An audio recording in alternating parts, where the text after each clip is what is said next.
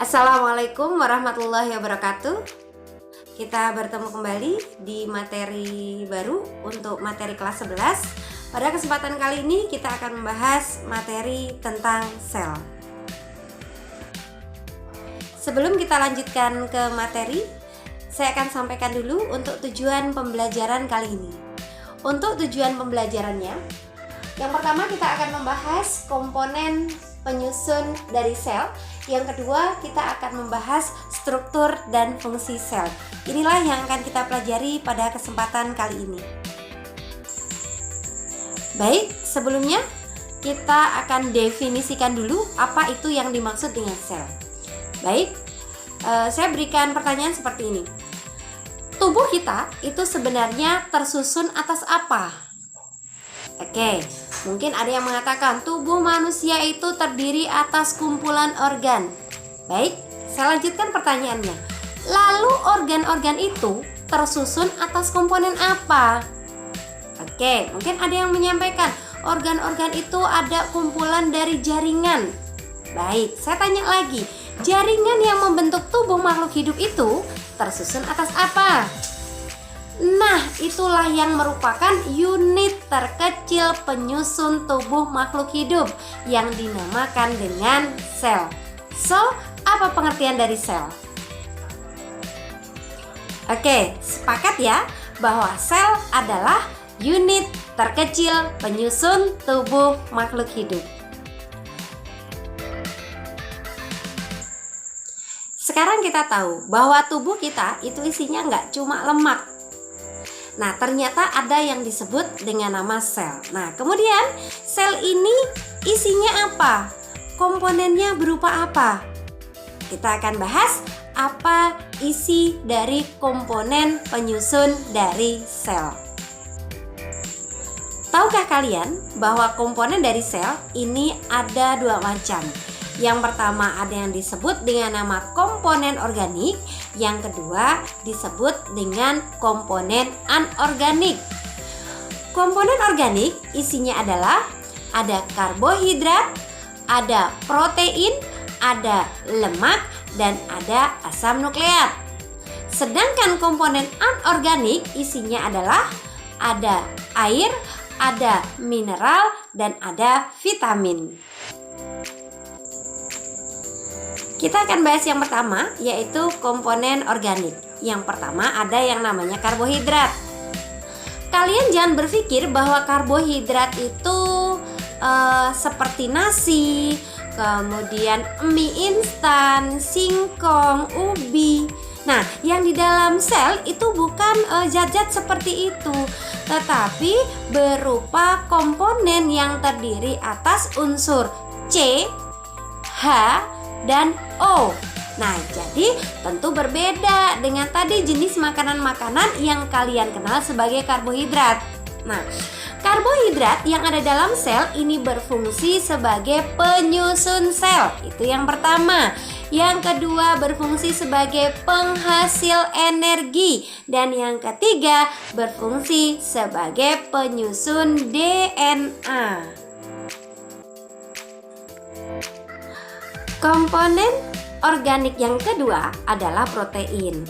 Kalau dengar kata protein, ingat telur dong ya. Tapi dalam konteks ini kita nggak bahas tentang telur.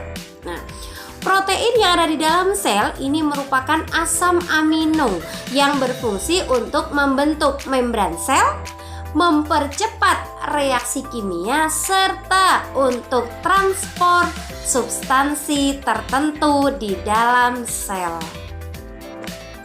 Komponen organik yang ketiga adalah lemak. Loh, kok bisa? Ya, lemak ini terdiri atas asam lemak dan gliserol yang berfungsi untuk membentuk membran plasma.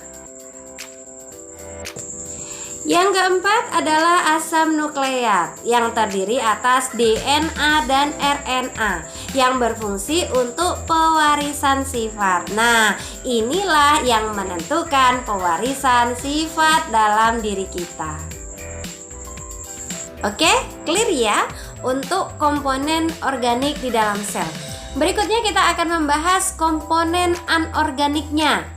Yang pertama ada yang namanya air.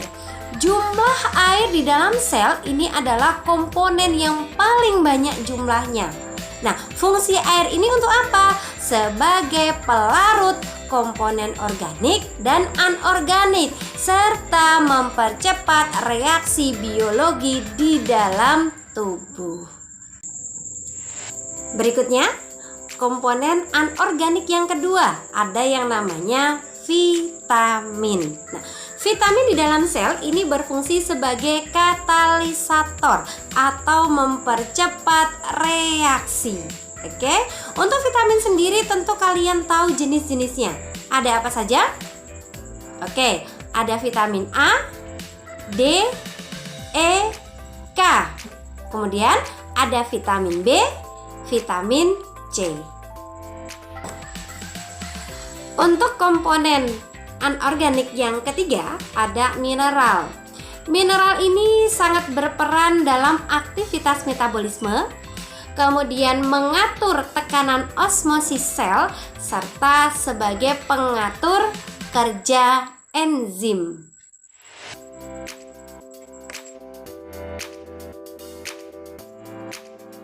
Baik, kita sudah membahas terkait dengan komponen penyusun sel. Oke, kita rangkum. Komponen penyusun sel ada dua. Ada komponen organik dan komponen anorganik. Yang organik terdiri dari karbohidrat, lemak, protein, dan asam nukleat. Sedangkan komponen anorganiknya terdiri dari air, vitamin, dan mineral. Kita sudah membahas terkait dengan komponen penyusun sel. Berikutnya kita akan membahas struktur dan fungsi sel. Di awal kita sudah membahas bahwa sel ini adalah unit yang sangat kecil, sangat mikroskopis. Tetapi walaupun bentuknya kecil, ternyata sel ini memiliki struktur yang sangat kompleks dengan sistem kerja yang juga sangat kompleks. Baik, kita akan bahas berikutnya terkait dengan struktur dan fungsi sel. Baik, mari kita cermati. Pernahkah kulit kalian terkena benda yang panas? Contoh, setrikaan atau mungkin knalpot. Ada yang belum pernah kena? Silahkan dicoba. Pada saat kulit kalian terkena benda panas itu, apa yang terjadi dengan kulit? Oke, ada mungkin yang mengalami kulitnya memerah. Ada juga yang kulitnya menghitam. Ada juga yang kulitnya mengelupas. Oke. Kemudian setelah beberapa hari, apakah kemudian kulit yang mengelupas atau memerah atau menghitam ini bisa sembuh? Oke, sepakat, bisa sembuh. Kenapa ini bisa terjadi? Kita mencermati bahwa di dalam kulit kita ini isinya adalah kumpulan dari sel. Dan ternyata sel ini mampu untuk memperbaiki diri, meregenerasi. Luar biasanya proses regenerasi kulit ini atau sel-sel kulit ini meregenerasi, ini pertanda bahwa di dalam sel ini ada organ-organ yang digunakan untuk proses-proses yang ada di dalam tubuh. Nah, organ-organ ini apa saja yang ada dalam sel? Kita akan bahas untuk strukturnya.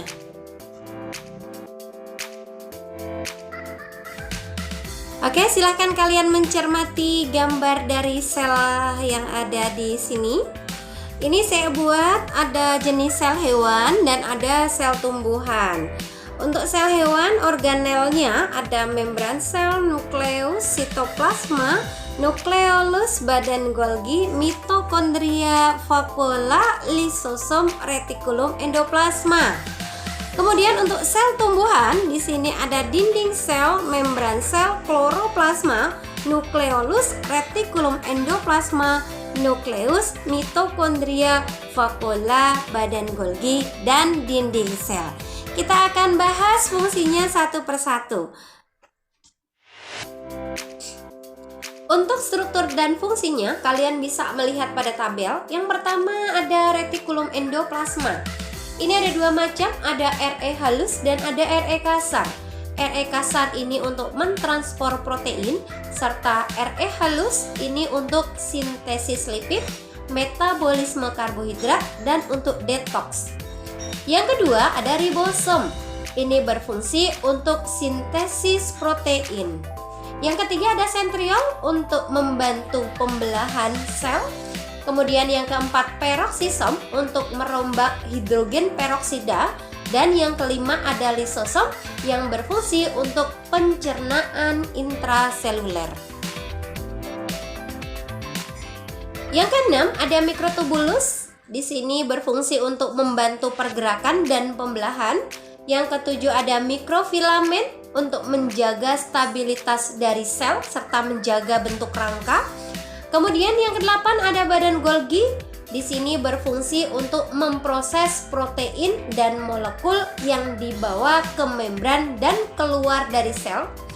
Yang kesembilan ada mitokondria, berfungsi untuk respirasi atau penghasil energi. Yang kesepuluh ada nukleus yang berfungsi untuk mengendalikan seluruh aktivitas sel. Dan yang ke-11 ada membran sel yang berfungsi untuk tempat keluar masuknya zat-zat ke dalam sel serta untuk melindungi bagian dalam sel. Inilah struktur dan fungsi dari sel. Oke, kita sudah membahas dua hal untuk kesempatan kali ini.